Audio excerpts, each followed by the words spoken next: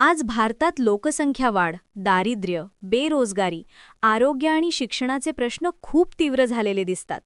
पण फार कमी लोकांना माहितीये की या सगळ्या प्रश्नांच्या मुळाशी असलेला लोकसंख्येचा प्रश्न डॉक्टर बाबासाहेब आंबेडकरांनी स्वातंत्र्यपूर्वीच ओळखला होता. 10 नोव्हेंबर 1938 मुंबई विधानसभेत डॉक्टर बाबासाहेब आंबेडकरांनी लोकसंख्या नियंत्रण आणि कुटुंब कल्याणावर आधारित एक ठराव मांडला होता. हे त्या काळात घडलं जेव्हा भारतात कुटुंब नियोजन या विषयावर उघडपणे बोलणं सुद्धा सामाजिकदृष्ट्या कठीण मानलं जात होतं. बाबासाहेबांचा मुद्दा धर्माचा नव्हता, संस्कृतीचा नव्हता. तो अर्थशास्त्र, आरोग्य आणि समाज कल्याणाचा होता.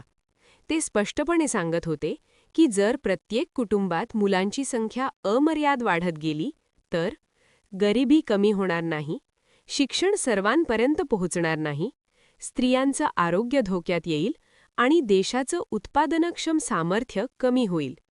बाबासाहेबांनी विशेषतः स्त्रियांच्या आरोग्याचा मुद्दा विधानसभेत मांडला. त्यांचं मत होतं, कुटुंब नियोजनाचा अधिकार जर स्त्रियांना मिळाला तर त्यांचं शारीरिक आरोग्य सुधारेल, मातामृत्यू कमी होतील, कुटुंबाचं जीवनमान उंचावेल. विधानसभेतील चर्चेत बाबासाहेबांनी हेही मांडलं होतं की लोकसंख्या नियंत्रण हा फक्त वैयक्तिक विषय नसून सार्वजनिक हिताचा प्रश्न आहे. म्हणून सरकारने या विषयावर धोरणात्मक भूमिका घ्यायला हवी. त्या काळात त्यांनी काही कठोर उपाय सुचवले, पण त्यामागचा हेतू एकच होता: देशाचं दीर्घकालीन हित. महत्वाची गोष्ट म्हणजे ही भूमिका बाबासाहेबांनी एकदाच मांडून सोडली नाही.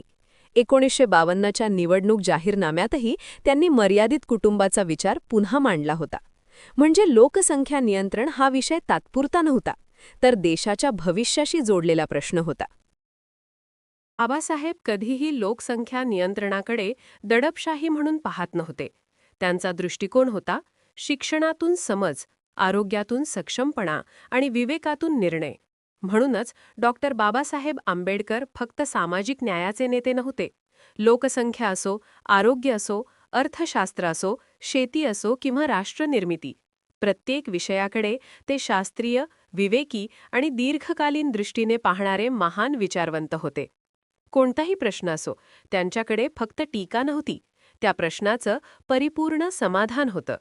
बाबासाहेब म्हणजे आयुष्यभर न संपणारे ज्ञान आहे, ज्यांना वाचत राहावं, ऐकत राहावं आणि समजून घ्यायला आयुष्य अपुरं पडावं.